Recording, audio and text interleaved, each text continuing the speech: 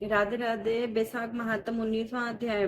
व्याध बोला, हे ब्राह्मण, आपने समस्त शुभ फल के दाता बैशाखोक्त धर्म विष्णु भगवान के निमित्त बताए, सो हे प्रभु, वह विष्णु कैसे हैं, उनके लक्षण परिणाम क्या है, कैसे लोग अपने सद्भाव से इन्हें जान सकते हैं। बैशाख धर्म क्या है जिनसे विष्णु भगवान प्रसन्न होते हैं, यह सब मुझे बताइए। मैं आपका सेवक हूँ। व्याध के इस प्रकार पूछने पर जगत के ईश अनामे नारायण को नमस्कार कर शंख मुनि बोले, हे व्याध सुन, मैं विष्णु के कलमक्ष रहित रूप का वर्णन करता हूँ। यह रूप ब्रह्मादि से लेकर किसी मुनि के ध्यान में नहीं आता। विष्णु भगवान पूर्ण शक्ति युक्त निर्गुण अनंत सचिदानंद रूप है। वह संपूर्ण चराचर विश्व उन्हीं के आश्रय और वश में है। अब मैं तुझे उसी परमात्मा साक्षात ब्रह्म के लक्षण बताता हूँ, जिससे उत्पत्ति स्थिति संहार आवृत्ति नियम प्रकाश बंधन मोक्ष और वृत्ति होती है। इस परमात्मा के जन्मादि तो केवल शास्त्र से जानने योग्य है। वेद स्मृति पुराण इतिहास पंचरात्रि और महाभारत ये विष्णु भगवान के आत्म रूप है। इन्हीं के द्वारा विष्णु भगवान जाने जाते हैं, अन्य किसी प्रकार से नहीं जाने जाते। इनके जन्म कर्म और गुणों को जानकर प्राणी मोक्ष पाते हैं।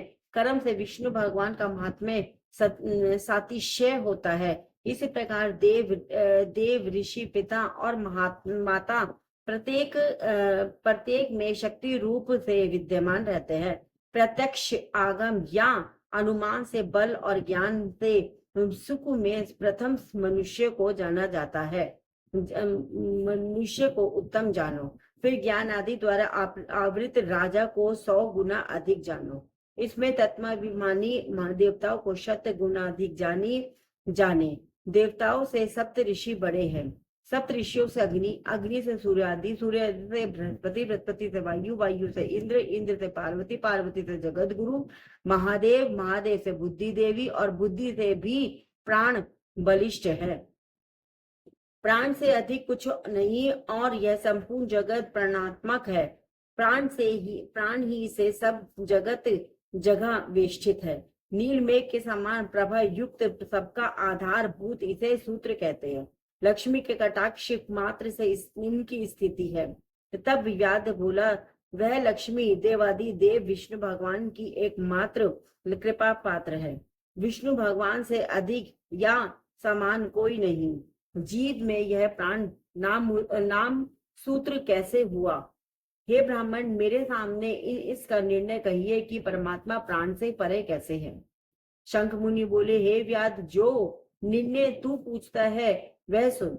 मैं संपूर्ण जीवों द्वारा प्राणाधिक्य के उद्देश्य से कहता हूँ।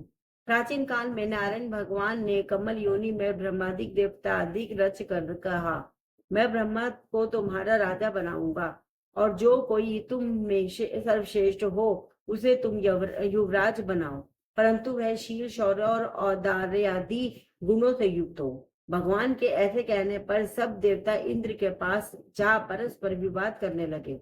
कोई सूर्य को सर्वश्रेष्ठ कहता था, कोई इंद्र को, कोई चुपचाप खड़े रहे।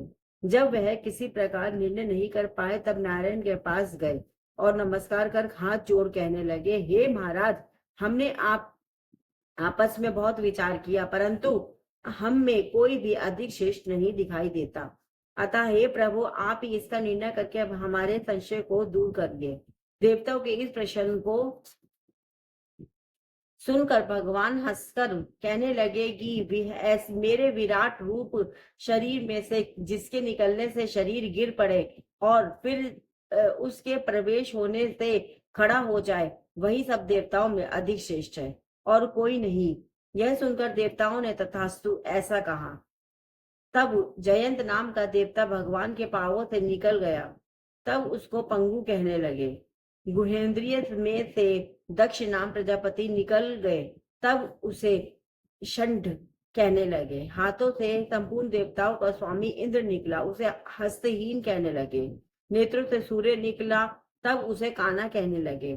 नाक से अश्वनी कुमार निकले, उन्हें नासिका रहित कहने लगे। कानों से दिशाएं निकली, तब उन्हें बहरा कहने लगे।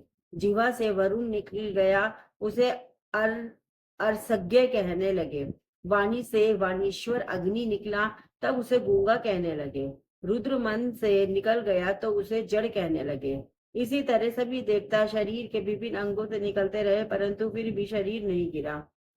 यह वह सुनते रहे, खाते पीते सूंघते बोलते चलते रहे।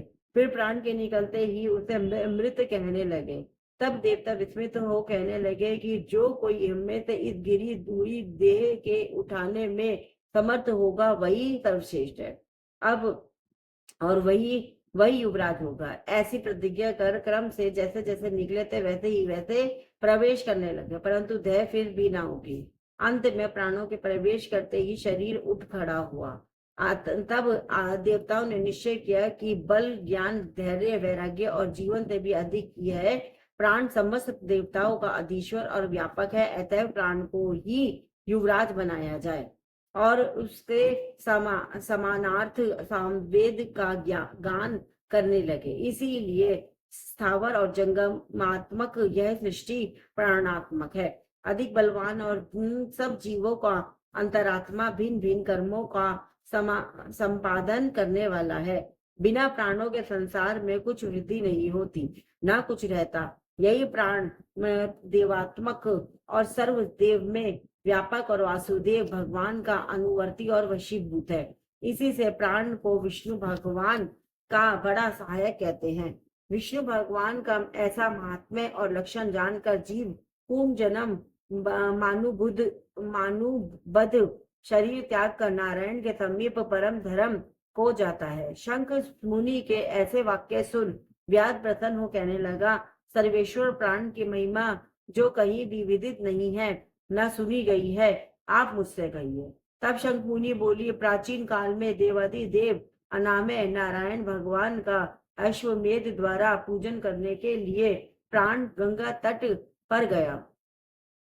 वहां बहुत से मुनियों को संग ले हल से भूमि को शुद्ध करने लगा। जहां पृथ्वी के नीचे गुफा में कर्णव नाम के महात्मा समाधि लगाए हुए बैठे थे, वह हल से बाहर खिंच आए। तब प्राण को अपने सामने खड़ा देख क्रोध से शाप देते हुए बोले, तेरी महिमा तीनों लोक से जाती रहेगी और भूलोक में तुझे कोई नहीं मानेगा। मुनि के ऐसे कहने पर क्रोध कर प्राण बोला, मैं निरपराध हूँ। तूने बिना अपराध मुझे श्राप दिया है, इसीलिए हे कर्णव, तू गुरुद्रोही हो, तेरी वृत्ति विश्व में निंदित हो। तभी से संसार में और विशेषकर भूलोक में प्राण की महिमा प्रसिद्ध नहीं है और शाप के कारण कर्णव गुरु को मार सूर्य का शिष्य हुआ। हे व्याध, जो कुछ तुमने पूछा सो तब मैं सब तेरे सामने कहा। अब जो कुछ तुझे पूछना हो वह पूछ, कुछ विचार मत कर। हरे कृष्ण 19वां अध्याय पूरा हुआ। हरे कृष्ण कृष्ण कृष्ण हरे हरे, हरे राम राम राम हरे हरे। राधे राधे। हर हर महादेव, हर हर महादेव, हर हर महादेव।